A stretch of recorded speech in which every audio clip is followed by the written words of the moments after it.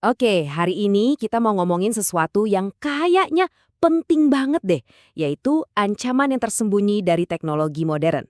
Tapi, tunggu dulu. Ini bukan soal gadgetnya atau aplikasinya ya. Ini lebih dalam lagi soal cara berpikir di baliknya. Dan buat ngebongkar ini semua, kita bakal pinjam kacamatanya seorang filsuf keren namanya Martin Heidegger. Kalian pernah ngerasa gini nggak sih? Teknologi itu kan bikin hidup kita jadi gampang banget ya.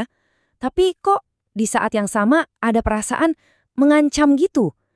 Di satu sisi semuanya praktis. Tapi di sisi lain ada rasa cemas yang kadang kita sendiri bingung datangnya dari mana. Nah, ayo kita coba telusuri bareng-bareng kenapa perasaan ini tuh nyata banget dan ya, dalam banget. Oke, kita mulai dari yang paling kelihatan di depan mata dulu ya. Ancaman-ancaman yang ya sering banget diwanti-wanti sama pemikir-pemikir zaman sekarang, sebut aja kayak Yuval Noah Harari. Ini bukan lagi teori, tapi hal-hal yang dampaknya udah mulai kita rasain. Nah, ini dia daftarnya. Pasti udah nggak asing lagi kan? Mulai dari cemas soal kerjaan kita bakal digantiin sama AI, sampai skenario yang lebih bikin merinding. Munculnya rezim diktator digital yang bisa ngawasin kita 24/7. Ini nih kegelisahan kita semua di zaman ini. Coba kita pikirin. Dulu yang namanya penjajahan itu kan soal ngerebut rempah-rempah atau minyak bumi. Nah, sekarang bentuknya baru. Negara-negara yang cuma jadi pemasok data mentah buat platform-platform AI raksasa, ya kasarnya mereka itu jajahan model baru. Jajahan buat segelintir negara yang nguasain teknologinya. Data, teman-teman, itu emas zaman sekarang.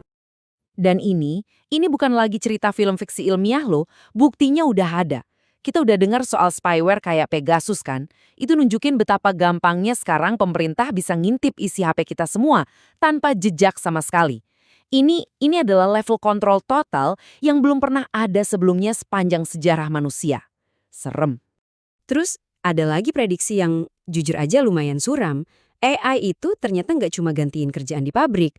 Pekerjaan-pekerjaan kantoran yang butuh mikir, para profesional, itu juga terancam. Nah risikonya apa? Bisa-bisa muncul satu kelas sosial yang baru, kelas tak berguna. Orang-orang yang dari kacamata ekonomi dianggap udah nggak relevan lagi, nggak ada gunanya lagi di sistem. Semua ancaman tadi juga nyambungnya ke sini nih, ke krisis ekologi.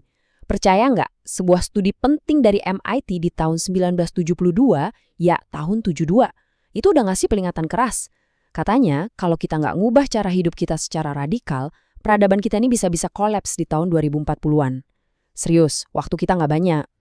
Oke, sekarang coba kita tarik napas dulu. Kita mau nyelam lebih dalam lagi nih.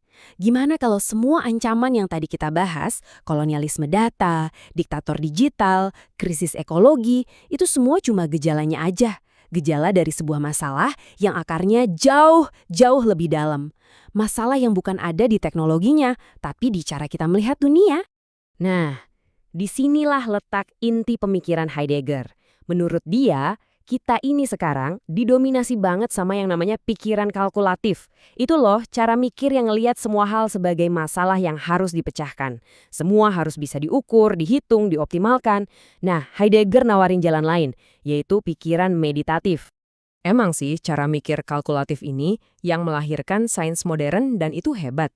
Tapi ada harganya.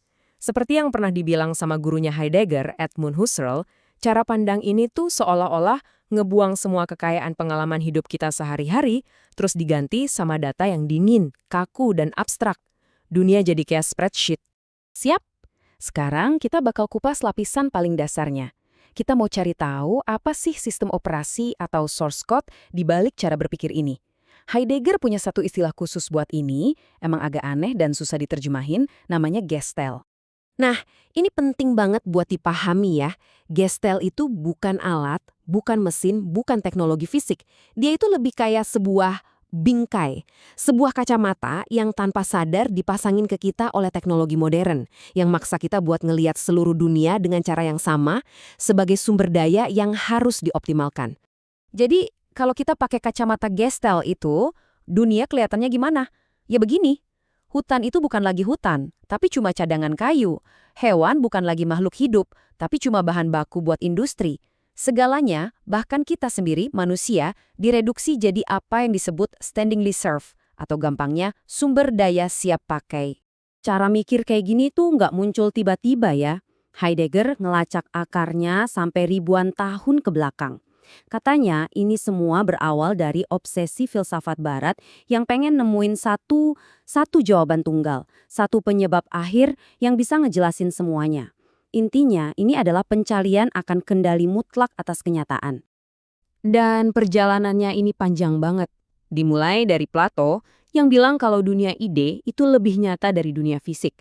Terus diperkuat sama Descartes yang misahin total antara manusia sebagai subjek yang mikir dan alam sebagai objek mati yang bisa dianalisis. Puncaknya, ya sains modern yang lihat alam semesta ini cuma kayak mesin raksasa yang bisa kita bongkar pasang dan kita kontrol sesuka hati. Oke, biar lebih kebayang lagi, kita pakai contoh sungai deh. Coba bayangin sungai.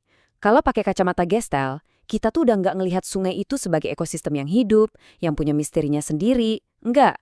Yang kita lihat cuma daftar kegunaannya. Sumber listrik, potensi duit pariwisata, buat irigasi, atau ya paling pol jadi latar buat foto di medsos.